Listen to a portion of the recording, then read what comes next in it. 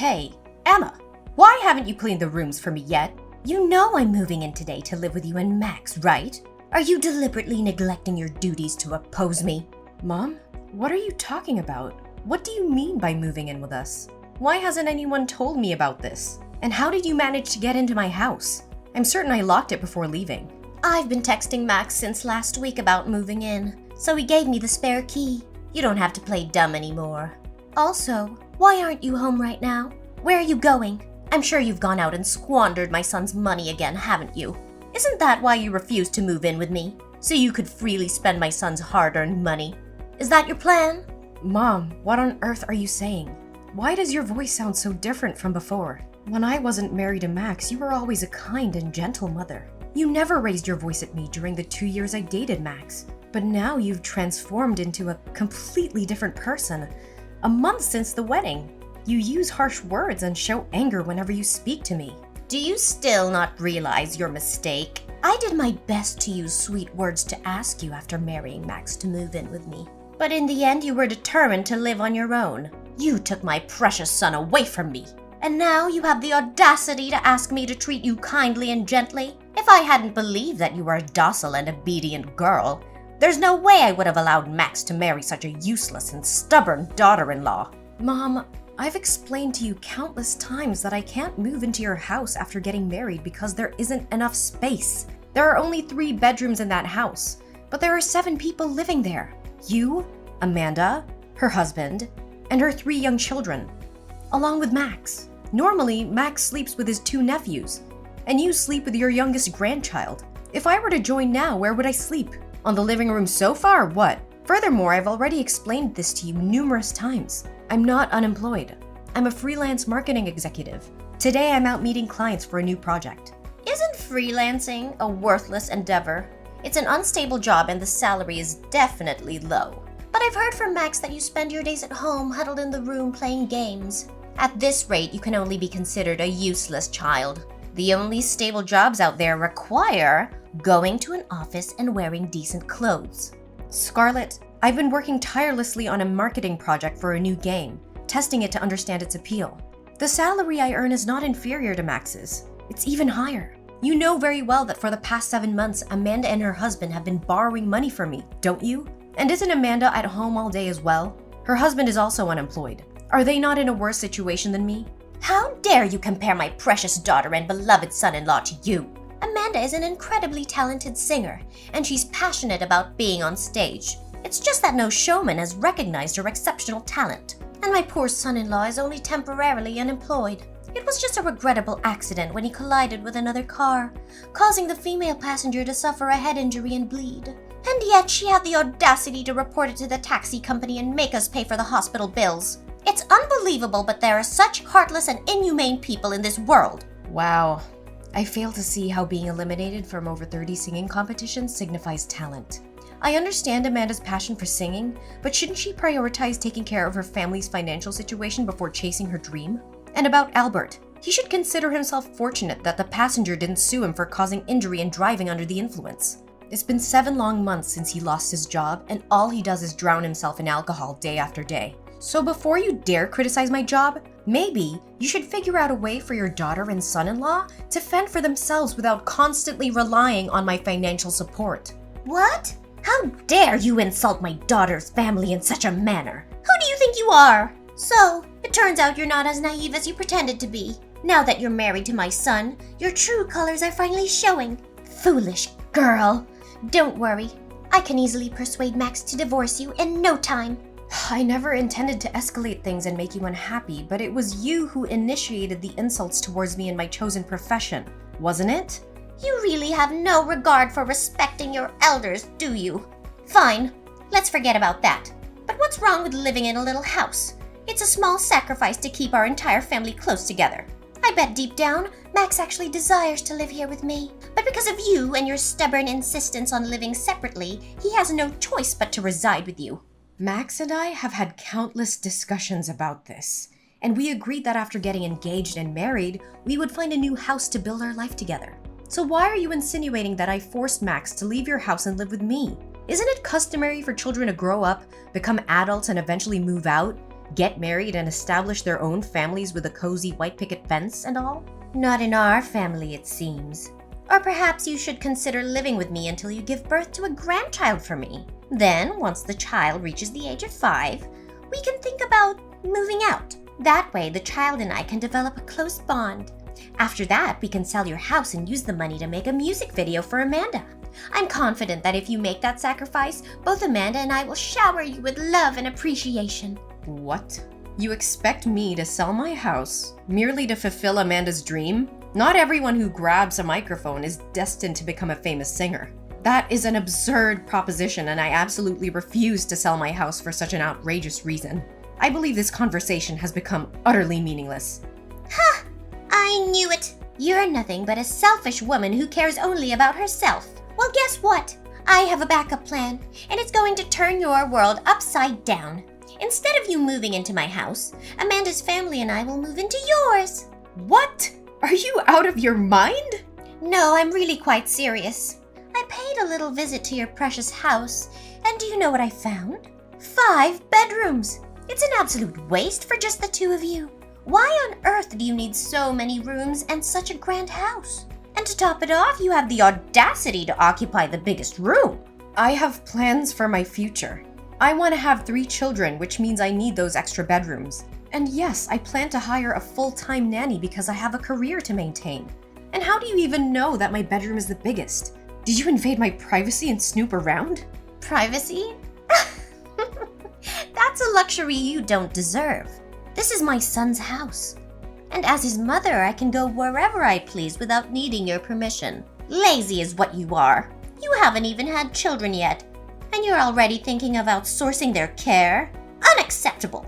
With all those empty rooms, it only makes sense for my entire family to move in with you. I'll have 1 room. Amanda and her husband can have another. My 2 boys can share, and my little girl can have the last one. It's the most logical arrangement. And I suggest you give up the big bedroom to Amanda and her husband to settle for the smaller one on the first floor. Absolutely not. The bedroom on the first floor is the smallest because I designated it for the nanny. You have no right to barge into my house without consent and demand such absurd things. I won't allow it. Mom, listen carefully.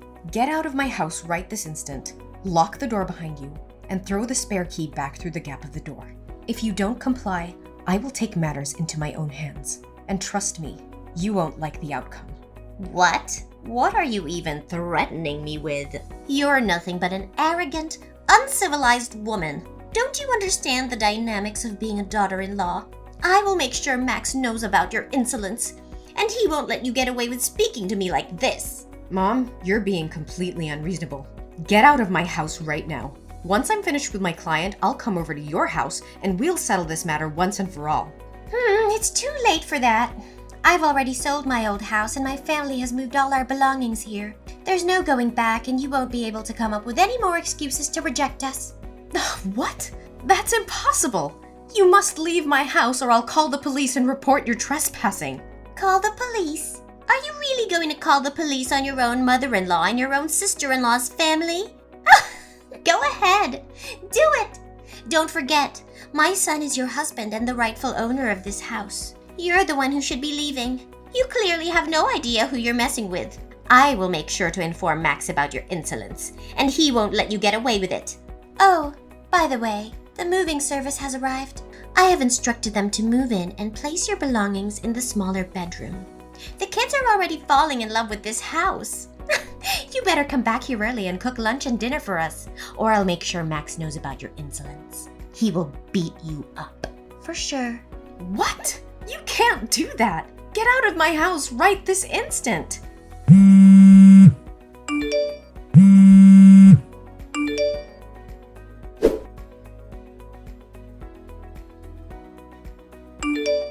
Max? What the hell is happening in our house? Your manipulative mother and Amanda's family have forcefully invaded our home, and you conveniently kept me in the dark? She claims to have texted you a week ago, but why didn't you have the decency to inform me? We had an agreement, remember? We clearly agreed not to live with them. Calm down, Emma. I understand we had an agreement, but I can't simply abandon my own mother, can I? I didn't tell you because I knew you would throw a fit and create unnecessary drama. Furious? Oh, you bet I am. You've broken our agreement. Your mother sent people to move all our belongings into the tiny bedroom on the first floor. This is my home. Why should someone else get the best of it? It's not fair. And let me remind you, I never consented to your mother moving in, let alone your sister's family. Is it too much to ask for a little respect in this relationship? That's enough. You keep voicing your opinions and desires, but have you ever considered what I want? Is it wrong for my mother to want to be close to her children? This is my home now too, and I have the right to have my family live with me. Then why didn't you make that clear from the start? You made it abundantly clear that you didn't want to live under the same roof as your controlling mother, who always manipulated you into doing her bidding. Why the sudden change of heart? Forget it! I changed my mind, okay? But Emma, I hope you can understand. She's my mother, and I can't just turn my back on her. You know I love you and my mother the most. I won't be forced to choose between the two. I despise being put in that position. I'm not asking you to choose. I just want you to find a solution that respects both of us instead of disregarding my feelings to please your mother. If you go through with this, it will crush me. What? My mother just called me sobbing, claiming that you insulted and offended her, as well as my sister and brother-in-law. What the hell happened? Are you still playing the role of the weak, victimized wife? How could such cruel words escape your lips? What? No, it's not what you're thinking. I got carried away in anger and said some harsh words, but I certainly didn't intend to offend your mother or your sister. Your mother insulted me and belittled my job first, calling me useless and uneducated. I was furious, and a few unpleasant things slipped out about Amanda's family, but they're all true. What? Just because my mother said something that upset you, you dared to argue with her so vehemently? Why couldn't you control yourself and apologize to her so she could leave? How could you not think things through? Go home right now, get on your knees and apologize to my mother. Slap your own mouth to apologize to her. If you refuse, maybe this marriage doesn't need to continue. No, Max, I won't apologize for defending myself against your mother's insults and mistreatment. How can you expect me to bow down and beg for forgiveness when she's the one who started it all? I won't let her walk all over me and dictate the terms of our marriage. You're being unreasonable, Emma. I can't believe you're standing up against my mother like this. She's my family, and you should respect her no matter what. I can't let you disrespect her and ruin our relationship with her. And what about my feelings, Max? What about the way your mother has treated me since the day we got married? She has never accepted me as part of this family. She belittles my accomplishments, insults my career, and undermines my role as your wife. How can you expect me just to tolerate that and bow down to her demands? This is tearing our family apart, Emma. Can't you see that? I love you, but I also love my mother. I don't want to choose between the two of you. We need to find a way to make peace and keep our family together. Peace? How can we find peace when your mother constantly disrespects me and crosses boundaries? I can't live like this, Max. I deserve to be treated with dignity and respect. If you can't stand up for me and protect our marriage, then maybe we really are better off apart. Emma, please, I beg you. I can't bear the thought of losing you. I just spoke without thinking. Don't take it seriously. People say hurtful things when they're angry. I promise to have a serious conversation with my mother and make her understand how important you are to me. I'll do everything in my power to ensure she treats you with the respect and dignity you deserve. Just give me a chance to fix this. But for now, can we consider allowing my mom, Amanda, and her family to stay here temporarily? We can use that time to gradually reason with her and convince her to find another place to live. I know it's not ideal, but considering the heated exchange between you two, let's view this as a way for you to extend an olive branch and show your willingness to make amends, all right? Fine, Max. I'll give you a chance to fix things, but I want to make it clear that your family only stays here for a few days, and they have to leave before we go on the honeymoon next week. Not any longer. This is my home too, and I deserve to feel comfortable in it. I expect you to have a serious conversation with your mother and set boundaries regarding our living arrangements. I won't tolerate any disrespect or intrusion into our personal space. If things don't improve, I won't hesitate to take further action. Great. That's great. I promise we will work on resolving this as soon as possible.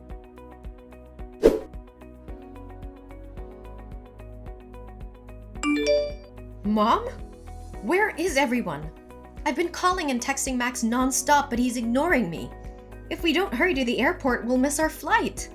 Did you all just leave without me? Max isn't answering your calls because he's driving. We're already on our way to the airport. You were too low, so we couldn't wait around for you. We had to leave. What the hell? How could this happen? This is supposed to be my honeymoon with Max.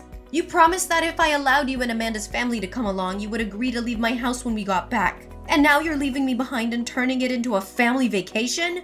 Don't blame me. It's your own fault for being so slow. If you knew we had to go to the airport today, you should have gotten your lazy ass up early and been ready. But no, you had to oversleep and make everyone wait. Overslept? Are you kidding me? I woke up at 5 a.m. to prepare breakfast for all 9 of you without any help. And while I sat down to eat, you forced me to get up and make juice for you. By the time you all finished eating, no one bothered to wash the dishes. Instead, you all just lounged around the living room, watching TV, leaving me to clean up after your sorry asses. And then I had to rush to the bedroom to change clothes. I've been slaving away for all of you like this for days, and now you call me lazy? Stop making excuses. It's your duty to serve your husband's family. So quit your whining about cooking a few meals. Cooking meals? That's not all I do. I also wash your filthy clothes. I chauffeur Amanda's bratty kids to school every day because they refuse to take the school bus. And your son-in-law? He's a thief. He stole money from my wallet to buy booze and get wasted all day. He even vomited all over the floor, leaving me to clean up his disgusting mess. And as if that isn't enough, your son-in-law has tried to sexually harass me multiple times at night when I've gone downstairs for a drink. When I screamed and fought him off, all of you came back and had the nerve to blame me, saying I was causing a scene and that he was just drunk and confused me for Amanda. If it weren't for my faith in Max to handle things peacefully, I would have kicked all of you out a long time ago. You think so highly of yourself, don't you? You believe my son-in-law is attracted to you. You must have seduced him, you shameless wench. You think you have the right to treat us like this? My son bought that house. If anyone should be kicked out, it's you. You're nothing but a parasite. Just remember the airfare and the hotel were booked with my card. In plain terms, you're leeching off of this so-called parasite. It's ridiculous. If I'm really a parasite, then what kind of daughter and son-in-law are they? They borrow $10,000 from this so-called parasite every month. You pathetic excuse for a woman. How dare you keep harping on about those measly coins? You're nothing but a gold-digging daughter-in-law. And now you have the audacity to accuse my son Max of being weak? He's far stronger and better off without you. Save your breath, Scarlett. I've seen through your manipulative games and your son's spinelessness. This was meant to be our honeymoon. A special time for us, but you've turned it into a circus with your demands and entitlement. Well, I won't stand for it anymore. You insolent little witch! How dare you speak to me like that? I've tolerated your presence in this family for far too long. Maybe it's time I teach you a lesson you won't forget. You think you can intimidate me? Think again, Scarlett. I've had enough of your toxic behavior, your son's negligence, and this whole dysfunctional family. I won't be pushed around anymore. Oh, you think you're so clever, don't you? Well, let me tell you something, Emma. You're nothing without us. You're just a lowly maid who lucked into marrying my son. I'll make sure you regret crossing me. Is that so, Scarlett? Well, let me remind you who's really in control here. I hold all the cards now. Your precious family vacation? It's canceled. I've canceled the hotel reservations. And you can forget about me paying for anything. You can sleep on the streets for all I care. You heartless witch! How dare you do this to us? You think you can get away with it? Oh, I can and I will. From now on, this house is mine, and you and your toxic brood are no longer welcome here. Consider yourselves evicted. You'll pay for this, Emma! Mark my words! You think you've won, but you've only sealed your fate. You'll regret ever crossing paths with us. We'll see about that, Scarlett.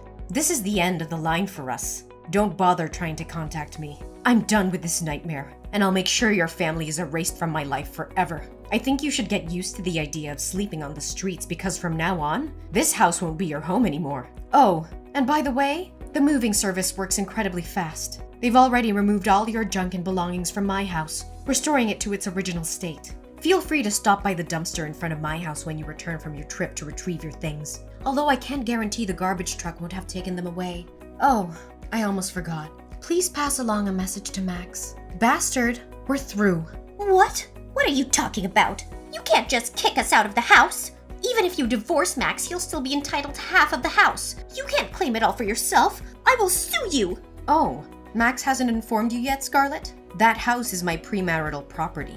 It means I bought it with my own money before we got married, so it belongs to me alone. Even in the event of a divorce, Max won't get anything from this house, let alone the fact that we haven't officially registered our marriage. Never married? What do you mean? We witnessed your wedding together, didn't we? Why are you saying it never happened? Yes, Max and I had a ceremony, but legally, we haven't completed the marriage registration. Due to unforeseen circumstances, I had to attend to a client and couldn't sign the papers. Looking back now, maybe it was a blessing in disguise. Perhaps it was a way to spare me from being tied to a dreadful family like yours. No, that can't be true. Are you joking? But if you kick us out now, where are we supposed to go? Well, that's not my concern anymore, is it? Are we complete strangers now? Besides, you can go back to wherever you came from. It's none of my business. You heartless woman! How can you do this to us? We trusted you, welcomed you into our family, and now you're throwing us out into the streets? I won't let you get away with this. Ugh, spare me your melodramatics, Scarlett. You and your family have been nothing but a burden to me since the day I entered this household. I've endured your insults, your laziness, and your son-in-law's disgusting behavior for far too long. It's time for me to take control of my life and rid of myself of your toxic presence.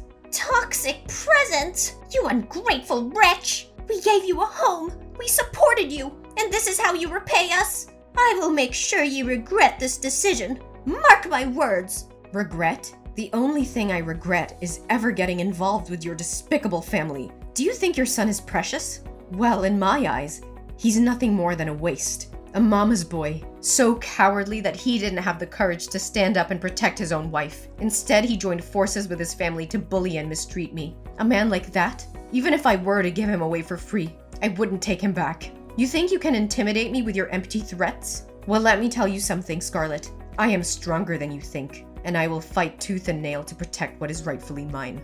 We'll see about that, Emma. I swear I'll haunt you. I'll beat you up. I won't rest until... Until what, Scarlett? Until you bring more chaos and misery into my life? I've had enough of your toxic presence and your attempts to manipulate and control me. You can try all you want, but I won't let you destroy me any longer. I'm done wasting my time on you, Scarlett. I have better things to focus on than your petty threats. From now on, I will build a life free from your toxicity and negativity. Goodbye, Scarlett. May we never cross paths again.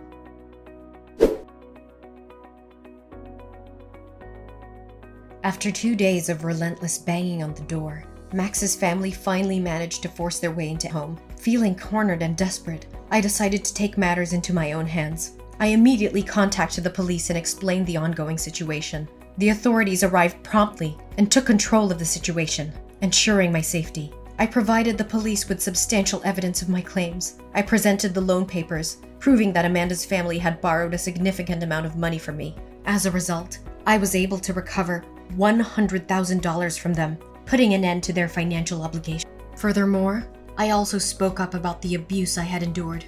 I showed the police the text messages from Max's mother, in which she threatened to harm me physically. I also shared the incidents of mental violence inflicted upon me by Max's brother-in-law. The evidence was compelling and undeniable.